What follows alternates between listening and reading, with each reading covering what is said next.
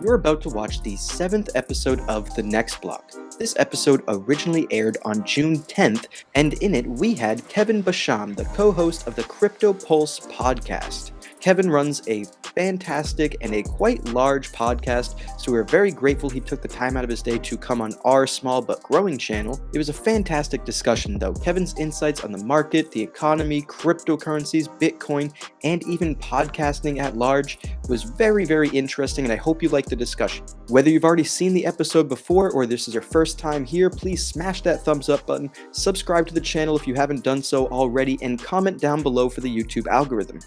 Now with all that out of the way, please enjoy the 7th episode of The Next Block.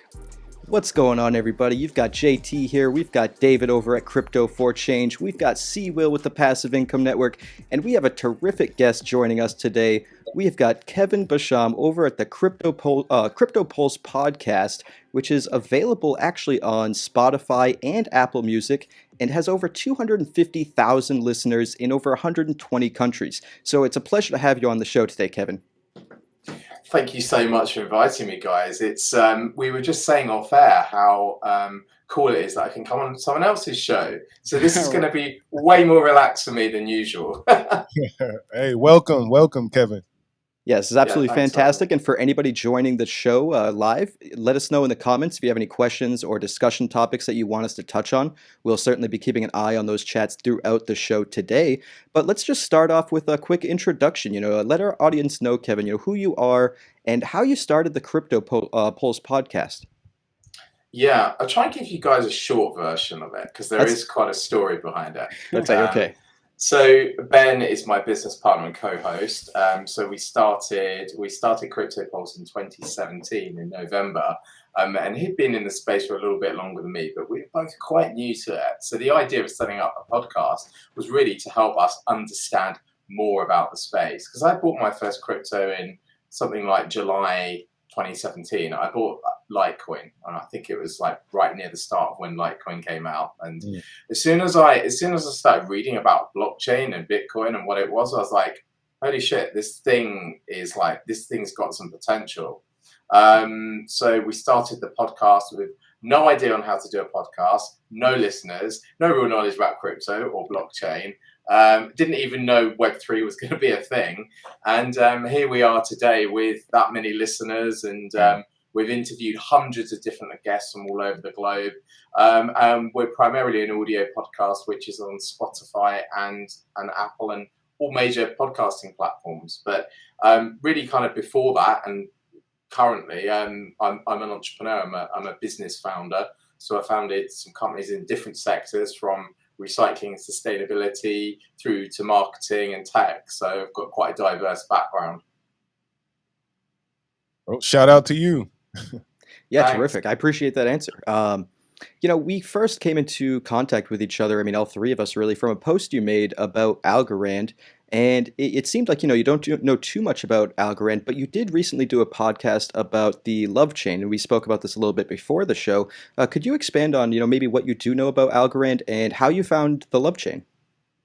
Yeah, sure. So Algorand I know of as a project. I don't know a huge amount about the platform itself. So I was really interested to talk to you guys today about why you're doing a show focused around one particular blockchain solution, which I think is quite interesting. And there must be some good stuff going on there. The community on Twitter for it is pretty wild, which gets me really interested, because I think that a lot of these projects and blockchains are as strong as their community. And yeah, you're right. We had Adam and Omar from the Love Chain on, which was really interesting. But I'm also aware of some other projects such as Oculus. So we know Lee Parsons has built that. And it seems to be like the blockchain of choice for many, many people at the moment. And I've only heard good things, which isn't always the case in this space, right? Yeah, absolutely. Right. Yeah, I feel like, even JT kind of got this question from the CEO of the Algorand Foundation, that, he was doing an interview with her, and she was kind of blown away that she gets how maybe investors or people, especially developers and builders in Web3 really get excited about, Algorand and wanting to build on it. Obviously, it's they can build a business and things like that. But she was kind of blown away as well that there's so many specific YouTubers and people who are doing specific content for Algorand. I know for me, when I got into the scene about a year and a half ago, I was, just kind of buying, you said you bought Litecoin. I think the first one I bought was Doge, had no idea what I was doing. It was just like, crypto popped up on my trading app. And I was like, you know what, why not throw some? I definitely didn't hold like I should have. I paper handed that and missed out on a big run because I was before the big Elon Musk pump and everything. But, I think once I started really doing research, and I bought Ethereum, right? So when I bought Ethereum, it was getting really expensive to move around and, to really kind of play around on the DeFi. Obviously, that was there. And so I started looking, through articles and just through publications on what other solutions are out there. I kind of stumbled upon Algorand and found, started doing research on Silvio Macaulay, who actually founded it. And honestly, then just started using it, right? I started using D-apps like Yieldly that was early. Opulus was one of them. Love Chain obviously is building, and there's tons of other ones like AlgoFi now. And just the ease of use really is what got me into using it and just being able to send crypto very fast, it being secure, final, was some of the main points. And then from there, I started a YouTube channel, right? Met some of these guys, JT and Seawill, along the way. And we kind of started this channel. But, that was kind of my entry into Algorand and kind of what separated itself from, some of the other things out there. And I'll let JT and Seawill kind of chime in on what they see or what they saw initially. But that was kind of what got me into it. So I'll tell you right now, my first crypto I purchased was XRP, or excuse me, I'm sorry to hear that. It was Bitcoin in 17 a little bit, then XRP when I got back in the game. But yes, I'm sorry to hear that too. Tell me, have you held it? Have you still got honestly, your XRP? No, I ended up selling it probably 4 months ago for some Bitcoin on the Ledger, platform. So shout out to Ledger.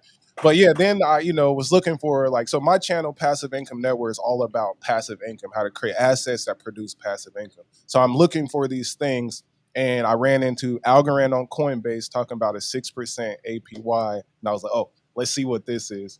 And then, as what David said, figuring out the technology. I was in early enough there was 0 apps, and then Yieldly came, which is a DeFi protocol.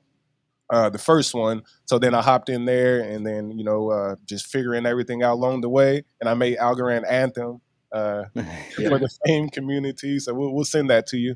But that was it. So I do, before after JT, go ahead and tell his story. But I do want to know what kind of cryptos you're into. Yeah, absolutely. And, my story is a little interesting because I started my channel, it's called JT Invest in You, and it was supposed to be a general investing channel, just like general investing education and whatnot. And even my first video was titled The Who, What, When, Where, and Why of Investing. It was just, going over really the basics. And, I started in the crypto journey around 2017 and, had that run up. And also because I was a noob back then, I also held it for most of the way back down. So probably around 2018, 2019, I just went back to the general equities market. I've been investing in stocks since about 2014. I was like, all right, wasn't as convinced on crypto after the fall. And then 2020 or so rolled around, and it was the bull market. So I was like, maybe I'll explore some cryptos again and see what excites me, because Bitcoin interests me, and Ethereum was one that blew me away in 2017 with the concept of smart contracts and what you could do just what you could imagine could be done in such a trustless manner. But then in 2020, as I said, once I started dipping my toes back into the cryptocurrency market, I came across Algorand on Coinbase, as Seawill mentioned, basically for the same reason, because I was like, oh, 6%, let me learn more. So I decided to dive in. I found Silvio Macaulay, who's a Turing Award winner. He's an absolute genius. I dug deeper into the team and found out that there's another Turing Award winner. They even have a Nobel Prize winner on the team. So the team is very stacked from an academic level. I listened to the Lex Friedman podcast with Silvio, and really from there, it was no looking back. I made my first Algorand video, and somebody from the community actually donated, 30, 40 Algorand to my wallet. And that was enough incentive I needed to dive into it a little bit more, and that's kind of where the journey began. You're like, whoa. That's so cool, because the market is flooded with so many cryptos. Absolutely. And I didn't know Algorand was featured on the Lex Friedman podcast. That's mental. That is not usual. Yep. Right. I don't think has he had Vitalik on? I think he probably has. I think he's had Vitalik on twice, actually. Yeah. Right. Michael Saylor, that's about it. That Michael Saylor bull, Bitcoin bull. Sure. Right. But not many founders and creators of blockchains get on that show, right? You could say, Saylor obviously for his philosophical point of view of Bitcoin and what he's done with MicroStrategy, and you can say Vitalik obviously because Ethereum was really a first. But that's very interesting. I'll have to listen to that episode. Yeah, I think one of the cool things about it too is just because I watched that interview, as I'm sure most people, in Algorand have, if they, if you go on YouTube and you search Algorand, that's one of the top ones that pop up, I feel like. But even the whole, Vitalik Buterin with the trilemma, right? So that's something that he coined that, in the cryptocurrency space, you can't have all three, right? Scalability, decentralization, and security. And that's where, Silvio Micali has solved that with Algorand. And we didn't really get to talk about this much with our last guest, Mark Yusko. He's a big Bitcoiner. But, with the pure proof of stake, that is what honestly really attracted me to Algorand, mainly because I come from a banking background, right? I was in banking for 8 years. So I know not only just the trouble of getting a bank account set up, right, and just sending money, but I also know how many fees are tacked onto so many transactions worldwide, right? And that alone right there is enough to knock so many people out of even, having a bank account, being able to, grow financially. And so with Algorand's pure proof of stake and just how it's the entry level for Algorand was so low, with the fees being so low because of the, not being as using much computational power as something like Ethereum, it really just opened the floor for anyone and everyone to be able to access the network, right? Anyone can run, one of the participation nodes. And if you hold algos, you're able to participate in consensus, right? And whereas some of the other ones, Cardano with delegated proof of stake, or even Ethereum with its move to proof of stake, you have to own, 32 ETH? 100,000. It's 100,000. Well, not with the current prices, but at one point it was, it was that expensive if you were trying to be that, or you have to pull your 32 ETH, I think. Right. ETH.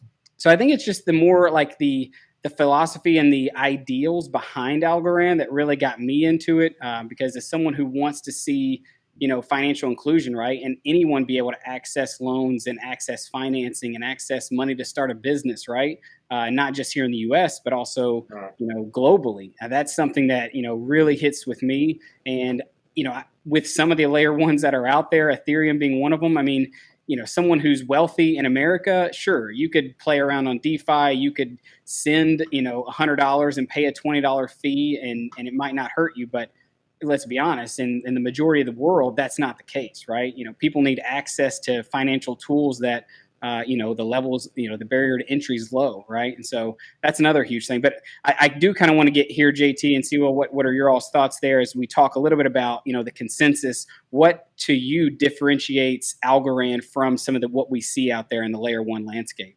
Well, quickly, because I do want to hear more thoughts from Kevin about these things. But I was using the Cosmos ecosystem, right? And they have a delegated proof of stake. So similar like what Ethereum is trying to merge to. You take your coins and you send them off to a validator, and then there's 120 validators or something of that nature, and they're using the creating the new blocks. The pure proof of stake is a lot more. It's a lot better, and it's more easier access for everybody to participate. You can have one algo, then they have a randomization through the algorithm to take 1,000 different wallets or coins and then use those to validate. And since the transactions are so fast and so random that no one can truly track it and be able to hack it like you could with Ethereum or something. So basically, it's an overall, it's more fair, basically. It's more Yeah. fair. Well, versus a one person with one algo has an equal opportunity to be an validator in a sense.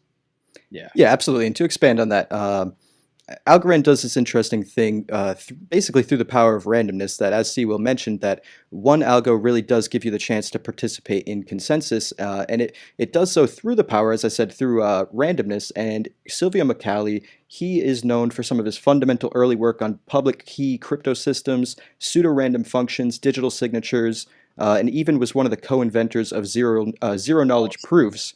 And he was kind of inadvertently mentioned in the Bitcoin white paper, because in the Bitcoin white paper, one of the pieces of information that it references was actually co-authored by Silvio, which is very interesting.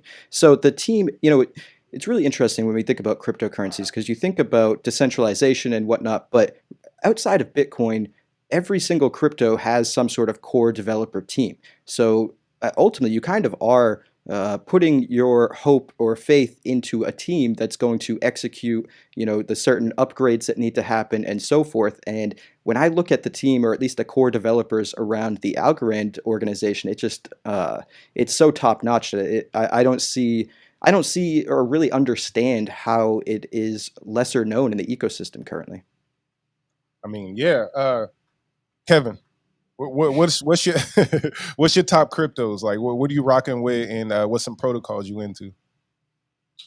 Okay, so I can talk about some of the projects that I like.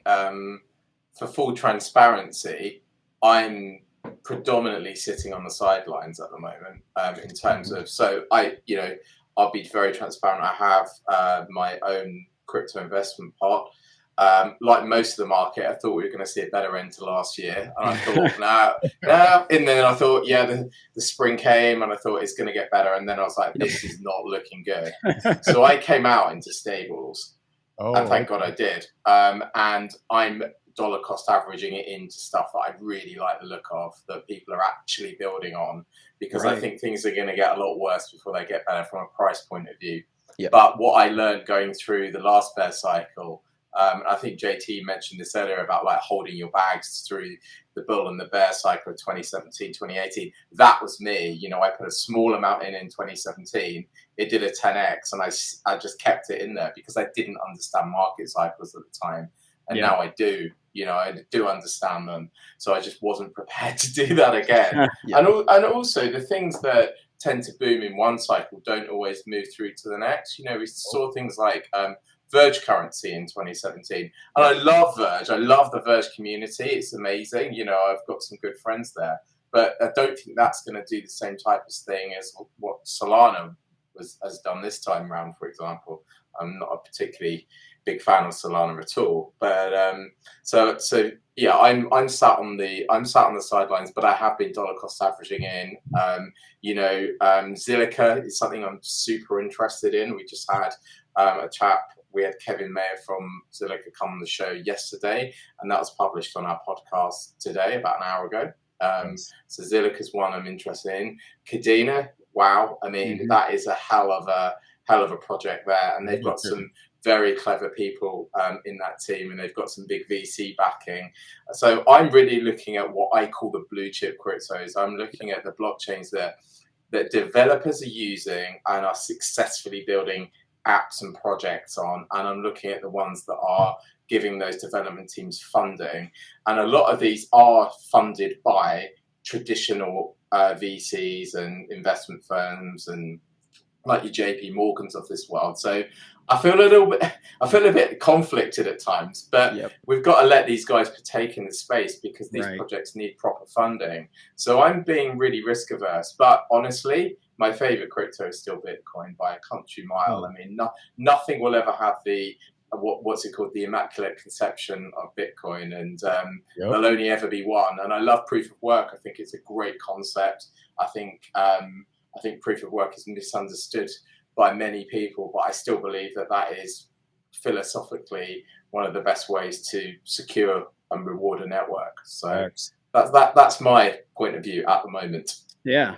I have an interesting question, and obviously, I don't even know if I've posed this question to you, JT, or C, Will, but, here's one thing I've often thought about, when I consider Bitcoin, especially with what we're seeing right now and I don't even worry too much about the energy consumption of Bitcoin mining, right? I mean, I know that there's a lot of things in the world that use way more electricity than Bitcoin mining, especially because a lot of things are looking to, use renewable energy, right, to power these the things that are you're powering the computers behind it. My biggest always worry, I guess, was the fact of, if I'm someone, right, and I wanted to participate in the block or in the consensus of Bitcoin and be a part of that, it would take a considerable amount of money to be able to compete with a lot of the, massive computers that are out there. And now we're seeing even big, I saw a video yesterday of a guy, young guy, but he was on with a few other big Bitcoiners, and he was just riding on a, what the little like mono wheel, right? The electric mono wheel thing all the way through his factory. And it took him like 10, 15 to 20 seconds of going probably 10 miles an hour to get past all of the current, big machines he had built. And then there was still like another, I don't know, 100 yards maybe of empty space where more were going to be put. What do you think about the decentralization of people playing a part in the network? Because that's something with Algorand, and maybe, this podcast will do a good job in helping Algorand become part of your, the things you're looking at. But when it comes to consensus, and the barrier for entry being so low where, you can hold one algo and you stand a chance at being in that, obviously, the rewarding system for, running that node is vastly different. But, what are your thoughts there as Bitcoin, continues to grow and as this kind of, race for, building the biggest mega factory to mine Bitcoin? I think the world needs a pure money, and we don't have a pure money. And I think that is the biggest problem. The fiat monetary system is just leading to so much bad behavior across the board. Yeah. And I know that you can't mine Bitcoin now if you unless you're Tesla or somebody like that, you can't do that. But you know what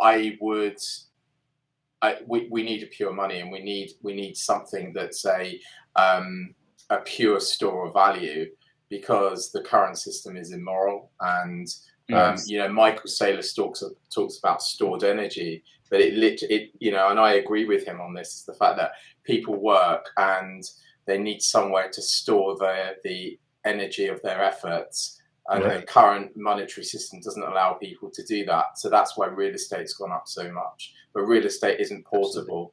And it doesn't have all of the properties of Bitcoin. So I know there's this issue around, you could call it the centralization of mining, and you're going to have probably fewer and fewer companies mining it, and you'll probably have some of the bigger companies buying up the smaller ones, and that's going to happen. And I don't think that's ideal, but I'm not a Bitcoin maximalist in the way that I think that none of the other stuff is going on is important. I don't believe that for 1 second. So I don't think Bitcoin answers all the questions for everything, but I think it's the most important problem to solve. And I think we're away from doing that, but that's my view. But there's loads of other projects if you want to get involved in and mine and be part, create a node or something, Kadena. You could on their network, you could become a miner or a node. That's possible. So can you break down Kadena a little bit more if you know about it? Yeah, I know a bit. So it's a scalable proof of work blockchain. In fact, we did an episode with their CEO and CIO a few weeks ago. So maybe I could dig out the link or give you that afterwards. Yeah, please. But I think people should go and check that out. And I do own some, just for full transparency. I own some of the tokens, but I really believe in what they're doing, and I like the way they come up with a fully scalable proof of work solution. So it's interesting. So check it out. I'm not going to try and butcher about how the tech works, because I will get that wrong. Not being a techie, being an entrepreneur, I generally leave the technology stuff to people that are competent at it rather than have a go. But I don't believe that there's any other proof of work blockchains out there with that scalability. So interesting. What we're kind of talking a lot of there just about proof of work, proof of stake. What proof of stake blockchains out there do you like, or have you looked into as far as what you see potential for in the future? Like, what's your favorite there? Oh, my favorite. Gosh, I don't know. I don't know if I have a favorite as such. I'm just keeping an eye on what's going on. As I say, I'm sat on the sidelines at the minute, and I wanna I want to see. To some extent, I'm not too bothered about the proof of stake, proof of work for some of these blockchain solutions, because I think both are valid. But for Bitcoin, it has to be proof of work. It has to be. Yeah. But with some of these other things, then these other blockchains, then proof of stake may work better. There's a really cool token that I have a bit of called Veracity, VRA, which is, I think, if you know those guys, so they're doing they've got some proof of view technology, which I think is really groundbreaking, and that's one I particularly like, and we interviewed those guys on the podcast. So we just interview projects that we think we're interested in, and then people decide whether it's a good interview or not by sharing it and downloading it, and then we then decide whether we want to hold any of those tokens as a result of that conversation.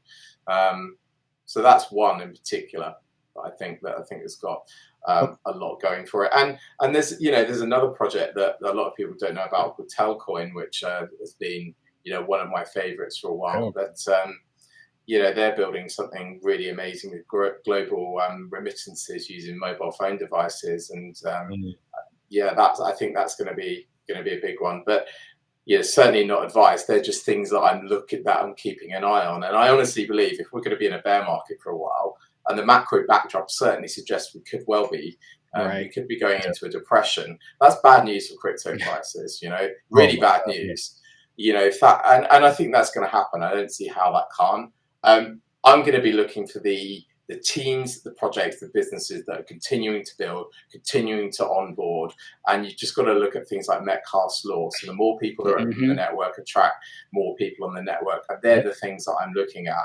And I'm never married to my bags. Like, just because, if one of the projects I've mentioned, just if things don't turn out the way that I think they might, then I'll look for something else. I approach this as a pragmatist, and I think there's way too much tribalism in this space, saying this is the only blockchain, everything else is a shitcoin. Well, that's just a really closed-minded point of view, right? Right. So, hey, that's how they are on Twitter, though. It's like game. Yeah, I spend too much time on that. Yeah, absolutely. I'm curious because go ahead. You brought up Bitcoin and the philosophical reasons behind proof of work. And David made some good points on some valid concerns. So I'm curious, do you know too much about Monero or XMR?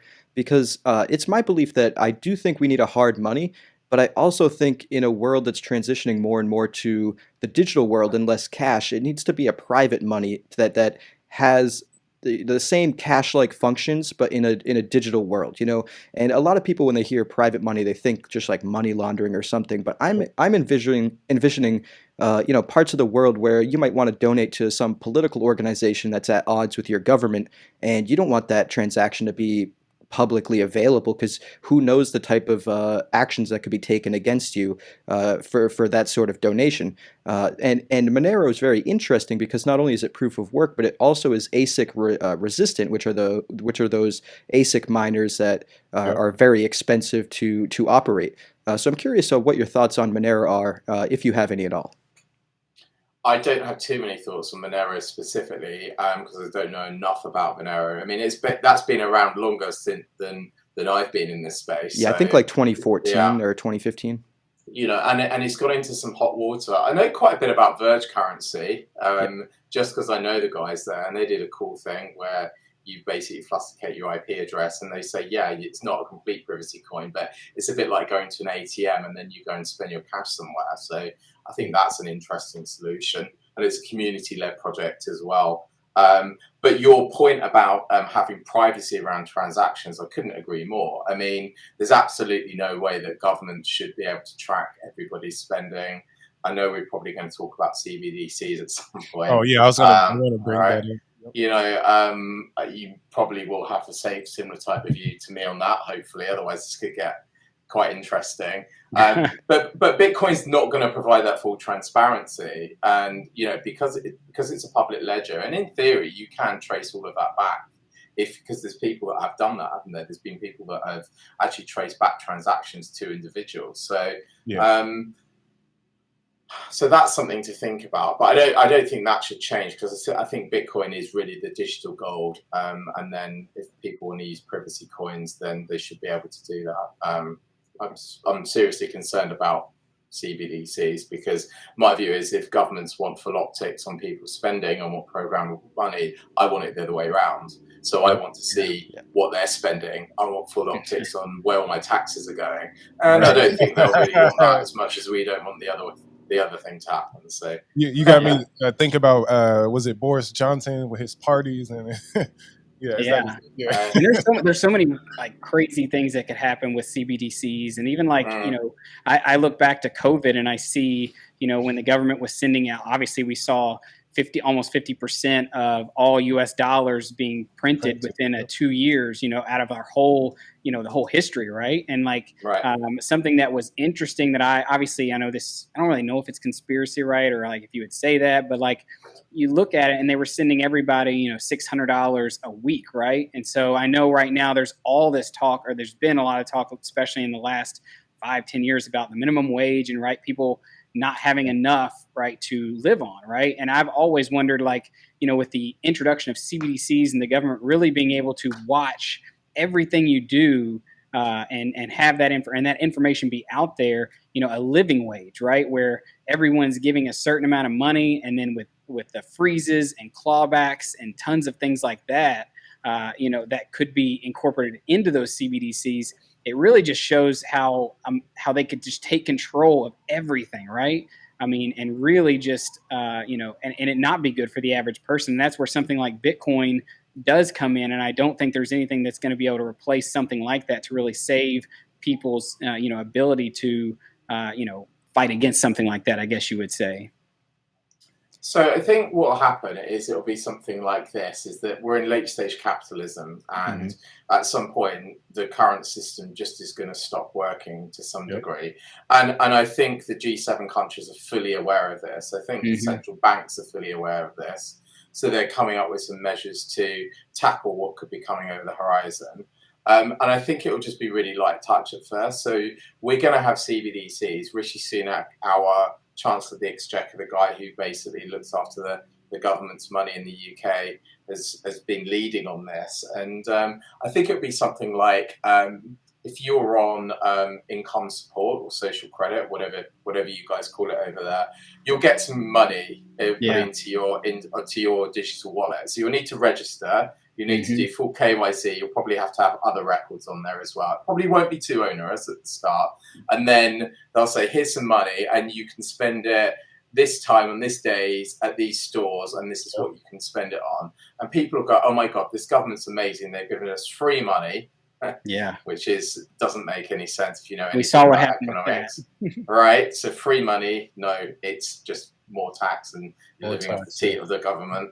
And you'll be able to spend it, and there'll be all of the stores owned by Amazon, BlackRock, Vanguard, etc. I will get my tin foil hat out in a minute. I'm sorry for this. And I think it'll be light touch. Okay, so you could say, well, that solves a problem and it's needed, and you can say that is like the band-aid that's required for where I think we're going to go. And you can say, well, fair enough.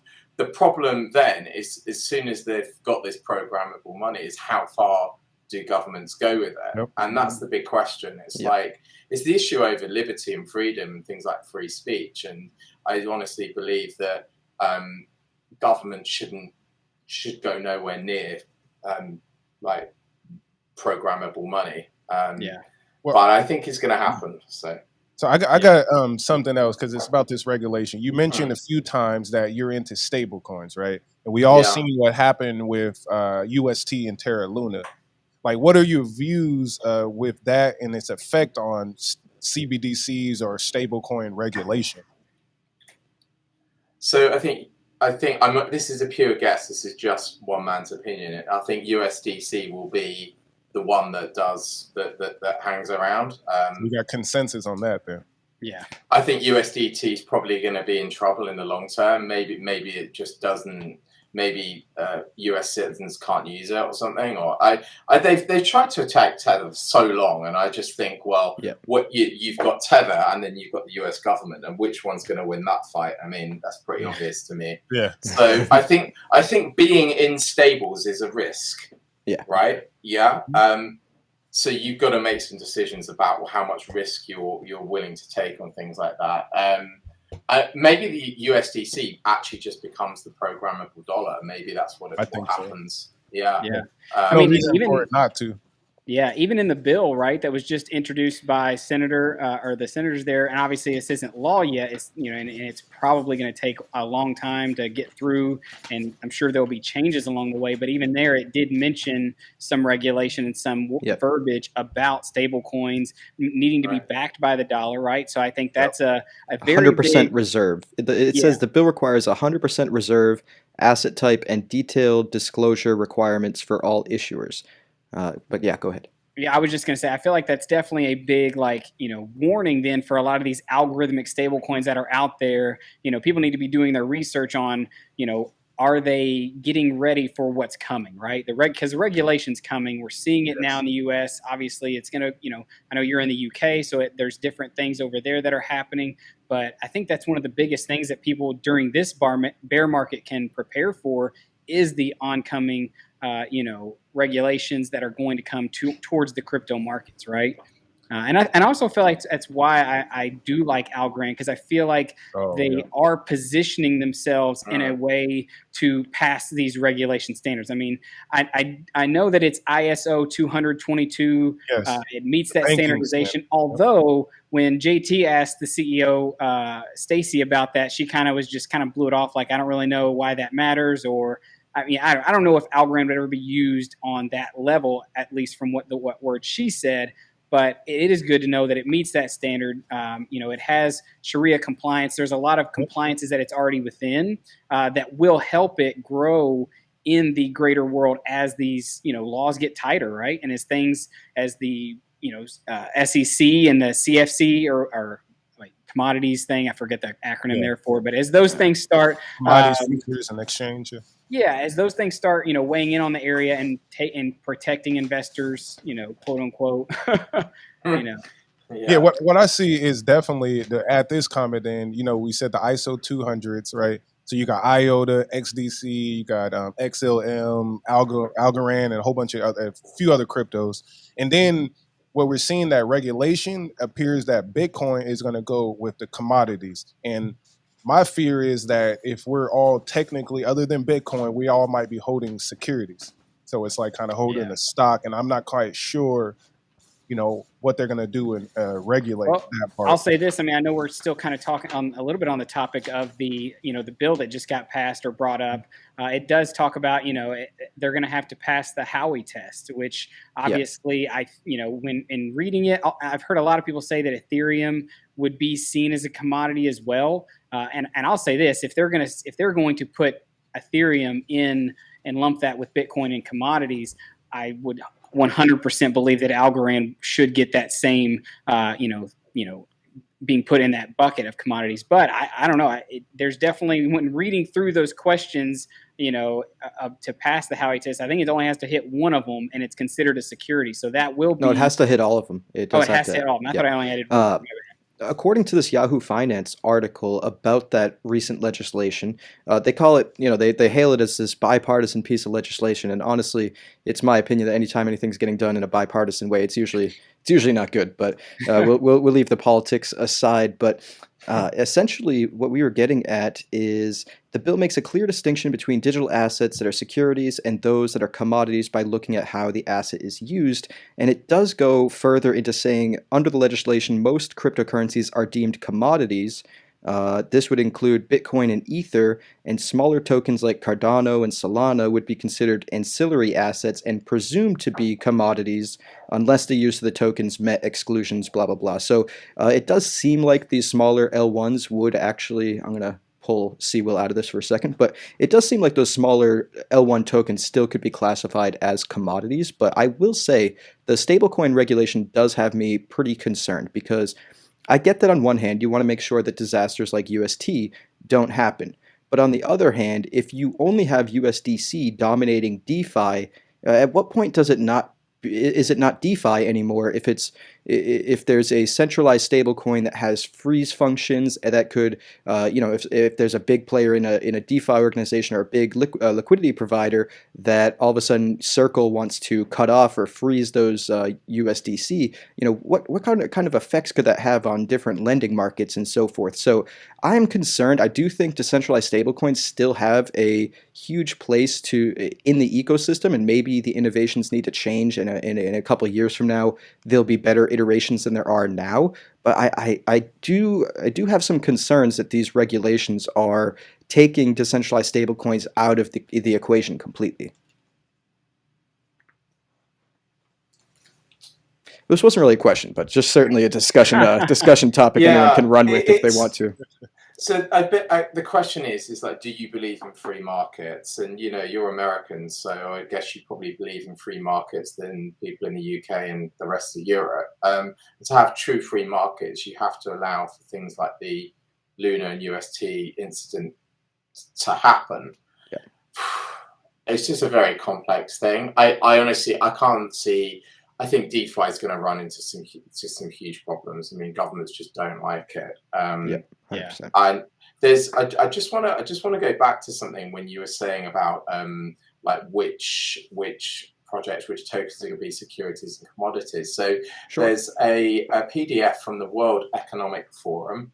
And it's Cryptocurrencies, a guide to getting started, the Global Future Council on Cryptocurrencies community paper, June 2021. And on let's have a look. There's a page here with some cryptos listed. So on page 17, there's some cryptos listed in this paper, and Algorand is one of them, along with Cardano, CeeLo, XRP, Solana, and Stellar.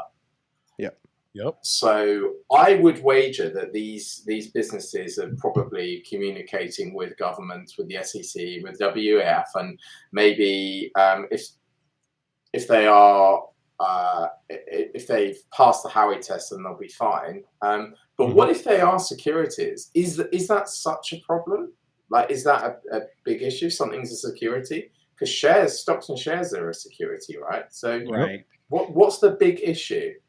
It's hard to know what would change, because I think there would just be people are concerned about the backlog effects of people that might have been issuing these securities, and how many fines that they might get, or what sort of fines or just hard times that they'll come into just because they might have issued a security a year ago or 2 years ago, and will that totally affect their business? Or I just think it's not clear enough on how it would or wouldn't affect to really make a solid. Because in theory, I mean, what's the big deal? I hold stocks, so like those are securities, but it's hard to conceptualize how it would change the space. Yeah, NFTs potentially could be securities as well, from some things I'm researching, depending on how people are doing it. Clearly, Opolis with music royalties, Lofty AI with tokenized real estate, yes, those are securities. But some people's projects, potentially, they might be in a situation. Yeah, and not all securities are bad. I mean, even there are some tokenized securities, as CWIL mentioned. Lofty AI is a real estate business tokenizing real estate on the Algorand blockchain. Exodus Wallet, that a lot of people use, they've tokenized their Class A, their Class A common shares, and they're trading on the securitized market on the Algorand blockchain. So there are security tokens that exist. Not all securities are bad per se. I just think it would change the entire landscape a little bit on who can issue certain tokens, and I feel like that it could stifle innovation. Yeah, and I will say, I mean, obviously we do know that the Gary Gensler, who's the head of the SEC right now, he's spoken. Obviously he's touted what Algorand can do actually in certain speeches of his at MIT, and I think him and Silvio have known each other back from their MIT days. So I think, not to say that they're gonna make sure that Algorand makes it out on the other side better, but they at least have an understanding of, what's going on, and they're learning more. And I think as it all comes out and it is more clear, that will be, ultimately what determines which out of these cryptos, what's going to make it and what's going to, be a fad and just fall away and kind of be like the internet boom back when everybody was just creating, websites, right? And then obviously there was more clarity and more regulation. And then you had the Amazons, the Googles and whatnot come through and become the powerhouses that they are. I do hope, as we talked about earlier with these, CBDCs, that, that's the hope, right? That, with some of these decentralized networks is to combat, this power that, these governments could inflict on everybody with just having so much control. And so I do hope that people do take, deeper looks into things like Algorand and into some of the ones you mentioned, and really see the power behind a decentralized network, and especially when it comes to money. Right. And we've seen, the things like the dollar and what it's done. And especially recently with inflation and things like that. I mean, it cost me $50 to fill up my Prius today. I can't do that. I can't do that very much longer. So we got to figure out something, right? Like gas. Yeah. When I first, I got a new car like 3 months ago. Right. And it was $40 to fill up the tank, and now it's $60. So I'm like, guys, that's cheap. I'm not going to tell you. I just paid like $85 to fill my car, but that's a 25% increase. What are gas prices where you're at, Kevin? So it's £2 a litre for unleaded fuel. So that's like $2. It's like $12 a gallon. It's ridiculous. Yeah. That's insane. Yeah. Yeah. Mine was like $5 a gallon this morning when I filled up. Most of that is tax, by the way. Here, I'm almost at $6. Yep. The tax, tax of fuel is insane. To pose a question to you, Kevin, I'm curious. How is it in the UK? How do I don't know if you've looked into this bipartisan bill that's been talked about in the United States a lot over the last couple of days, but what is the sentiment over in the UK towards some of these regulations coming out of the United States, and what is happening in the UK regarding regulation? Because we're not up to speed on what's happening over there. Yeah, that is such a great question. So we're actually going to be talking a bit about this bill on tomorrow's podcast we're doing. So we record on Fridays and publish on Saturdays. So I've actually got to read up on, is this the leaked information that you're talking about? So I haven't had a chance to read too much about that. I've scan read it. But we keep a very close eye on what's going on in the US, because you guys really drive what's happening in the rest of the world. The UK's regulation, so we have the FCA, the Financial Conduct Authority, and their main concern at the minute is just making sure that crypto platforms are registered and are compliant and of doing full AML and KYC and everything. But our Chancellor is absolutely fixated on becoming a crypto and blockchain hub. But the only thing that the government seems to be talking about is the digital pound, the CBDC. That's really what they're focused on doing, and there's no real talk about encouraging innovation here, particularly not that I've seen anyway. So it'll be slow here. I don't think it's going to end up being too different. I mean, the FCA are probably a little bit of a more light touch than the SEC, and we are a very business friendly country, but we're one of the financial centers of the world. So I think out of all the G7 countries, I think the UK will be steering the CBDC stuff with the US. So it's still really vague. Really vague. I don't know where this is going to end up, because there's so many different parts of this. You've got DeFi, you've got Web3, which I don't think they're too interested in that kind of stuff particularly. You've got NFTs, and they're not that interested in that. But the currency stuff, the money stuff, is where they're really driving the most conversation. Absolutely. Makes sense. Yeah. And let's just because I know we are short or have limited time here, and this obviously is mainly a discussion about Algorand. So I do want to get back to Algorand as well for your viewers and listeners, so they can hear some more. Let's jump into the last bit of time we have here, and let's talk about some of the partnerships, right, that Algorand's been able to form this year. Because like I said, Algorand really didn't start building until summer of last year. That's when the first dApps were being built on it. That's when DeFi started to explode. And really, since last summer, there's been a ton of things going on with Algorand and what they're doing. So let's talk. Each of us can say, what we're most excited about, and then also maybe, some of the platforms that we use. And I'll go ahead and start with one of them. Obviously, I think the biggest one that we would all say is FIFA, right? So FIFA has partnered with Algorand, not only for the World Cup to be a sponsor. Obviously, you'll see their name, I'm sure, some places on the pitch, and things like that, which will be awesome, but also at a technical partnership, right? So they'll be able to create wallets on the Algorand blockchain. It's still, all the details have not come out on this technical partnership, but it opens the door for NFTs for the World Cup to be created, minted on the Algorand blockchain. And FIFA obviously is an organization. I don't know the exact number, but I think, last World Cup, there was at one point over 1 billion people tuning in, right, for to watch those games. And so not only will that, I think, bolster Algorand's exposure to people who are new to crypto and are new to blockchain technology, but I think it's going to help the network effect as people who maybe, they don't want to get in with creating the wallets and memorizing the seed, the passwords and all the confusing jargon that we use. They're just going to see maybe the little square that, can't think of what it's called right now. It's blowing through my mind, but they'll just be able to scan a QR code. There we go. And, set up a wallet, buy an NFT or buy their ticket, right, for a seat at a World Cup game. And maybe that'll be their introduction into this, Web3 blockchain space. So I think that is one of the big partnerships that I'm most excited about to see, especially with the World Cup being, this November. And also that was why Algorand had to get Sharia compliant, I think, was to be able to, do work in that area of the world. And so that's a huge partnership. JTC, Will, what do you guys think as far as Algorand partnerships and what they're doing? I'll quickly add governments, right? So Marshall Islands, Algorand, this is an early one, but CBDCs, they're helping the Marshall Islands, a small country, develop and use CBDCs, right? Then we have their connection with El Salvador.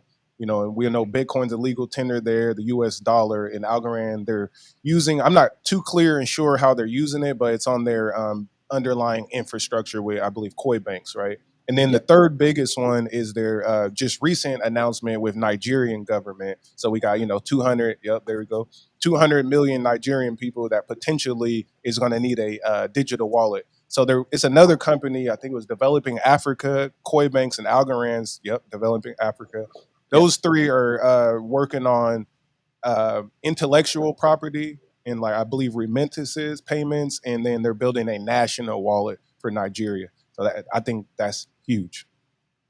Yeah, it's certainly a big deal, and somebody in the comment section is actually right. I spoke to Paul Regal, the chief product officer, chief product officer of Algorand, and he did mention that the Marshall Islands did kind of give up on their CBDC experiment. Shout out to them anyway for trying. Which I'm totally cool. I'm totally cool with that, honestly. But your point about Koi banks in El Salvador as well as Nigeria is big. I think the Nigeria one is a bit overlooked, but outside of governments, I like the real world use cases. I'm a real estate agent outside of what I do here, and Lofty AI is probably one of my favorite apps on Algorand. I partially own like 21 different properties through their site, and it's pretty fantastic. But the other area that I think Algorand is going to shine is in the creator economy.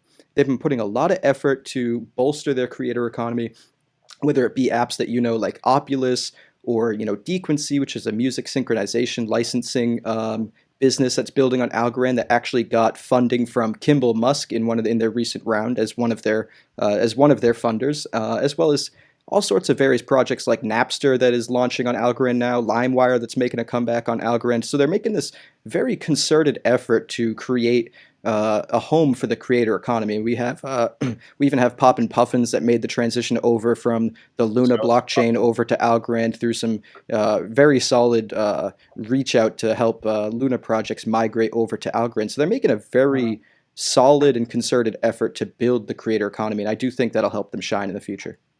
Definitely. Yeah.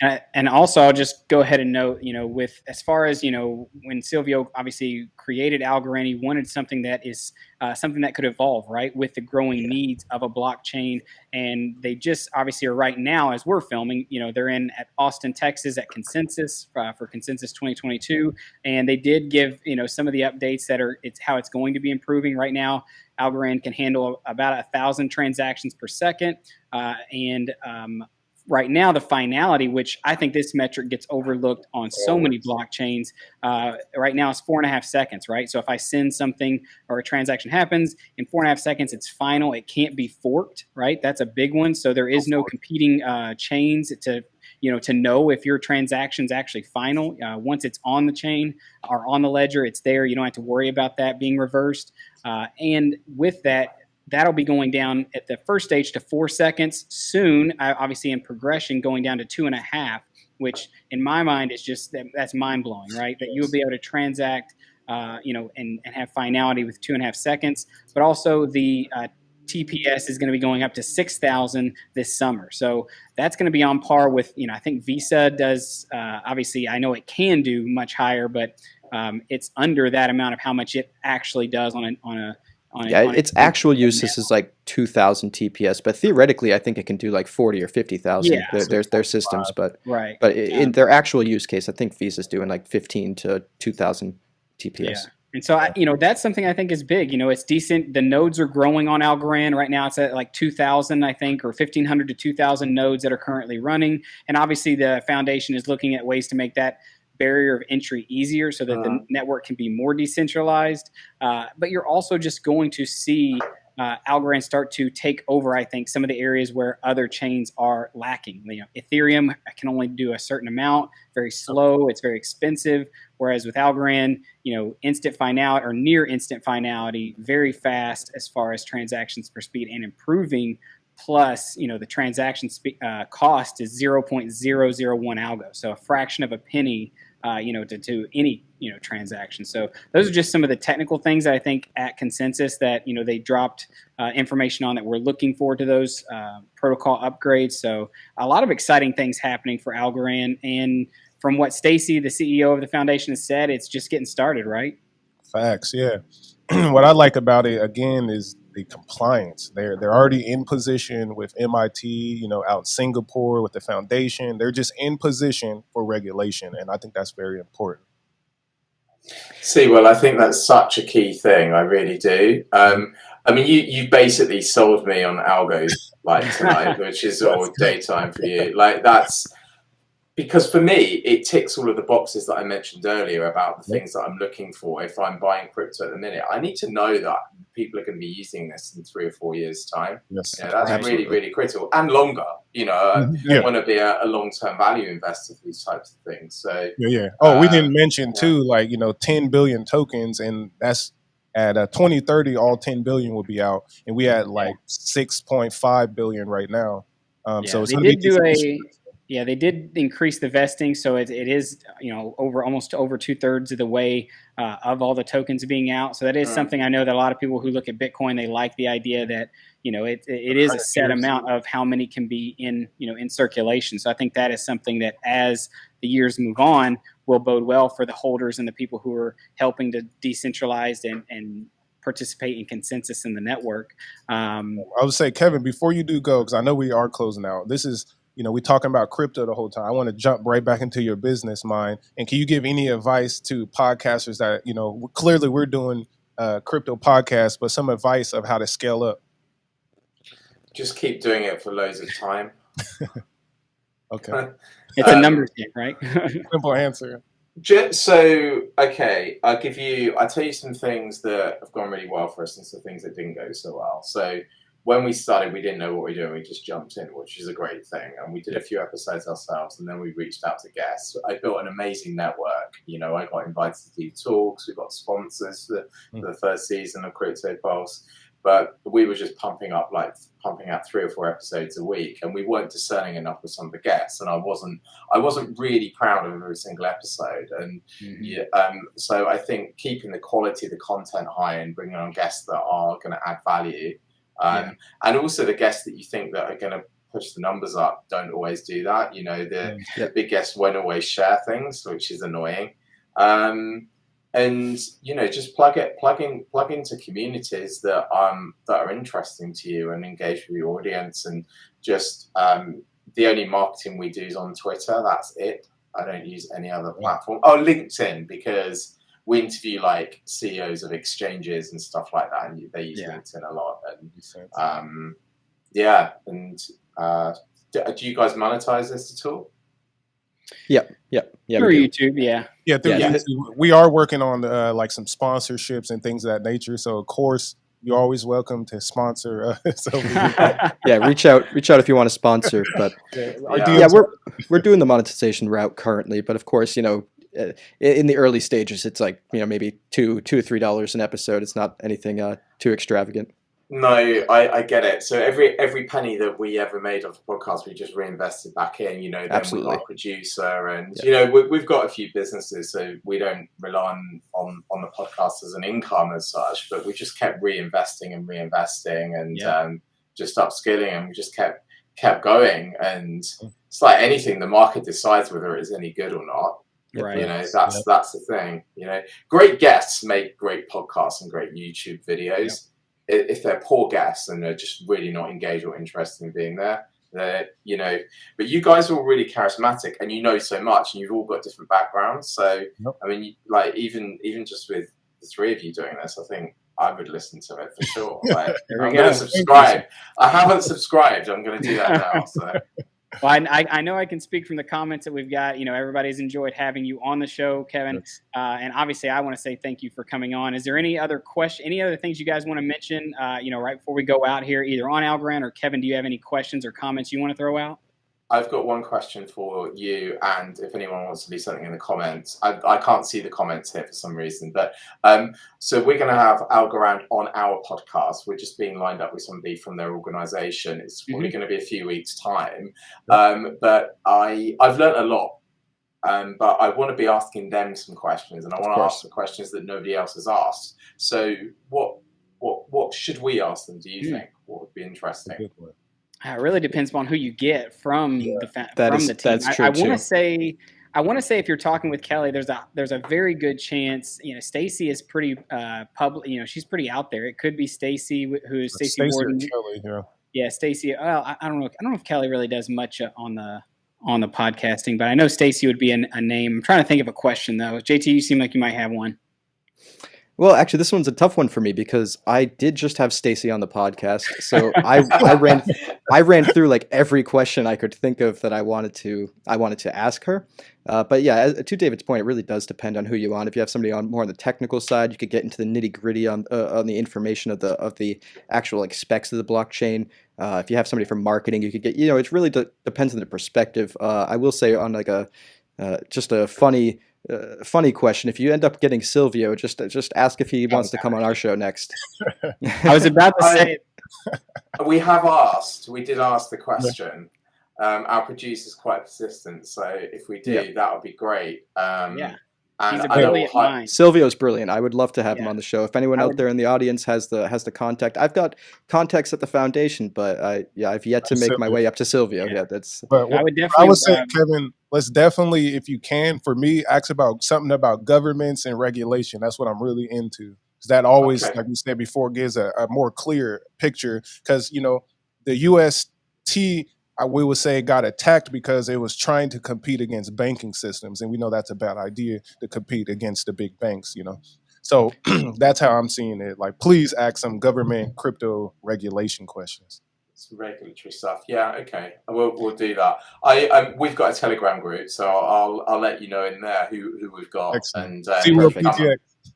And so what we'll do is we'll just share this across our channels as well, and you know, we'll make sure that our listenership knows about it. I think what we'll probably do, if it's okay, is to take some of the audio from this, and our producer will put some snippets into maybe one of our weekly shows with a call to action to go over and follow you guys and you know, tune in. Yeah, we'd love that. We could send you over the audio file once we're done here tonight. You know, let our audience know where they can find you and where they can listen to the CryptoPulse podcast. Yeah, so it's crypto_pulse on Twitter. You can then link to Ben and mine's Twitter from there. That's in the bio. And then you do CryptoPulse in the search box on Spotify is the main platform that we get listened to, or iTunes or Stitcher. CryptoPulse, all one word. And we're there, and we've got hundreds of episodes that you can listen to, including our latest one that came out today with Kevin Mayer from Zilliqa, which is actually a really good one. So yeah, go and subscribe to that and let us know what you think. Really appreciate it. Yeah, awesome. Nice. I did think of actually one thing you could say to whoever you do get to interview. You could just tell them that you enjoyed the next block so much. You really want to hear them out in Dubai in 2022. Oh yeah, we didn't even get to that. The annual Algorand conference, actually, they decided to do it in Dubai this year, which is a very interesting decision to do in a bear market, in my humble opinion. But that's a conversation for another day, Kevin. We really appreciate you coming on the show. Yes. Nice to meet you, Kevin. Likewise, stay in touch. Thank you so much for having me on your show. It's always an honor to be a guest on someone else's show. I hope anyone who's listened to all of this has really enjoyed it. And yeah, let's connect again soon. Absolutely. Sure. Stick around for a second, Kevin. Sure. All right, everyone. Thanks for sticking around to the end of the video. This was our conversation with Kevin Basham over at CryptoPulse Podcast. If you like the content, give us all a like and subscribe. We've got me over at JT Invest in You. We've got David with Crypto for Change. And we've got C-Will with the Passive Income Network. Give us all a subscribe, and we'll catch you in the next episode. See you, everybody.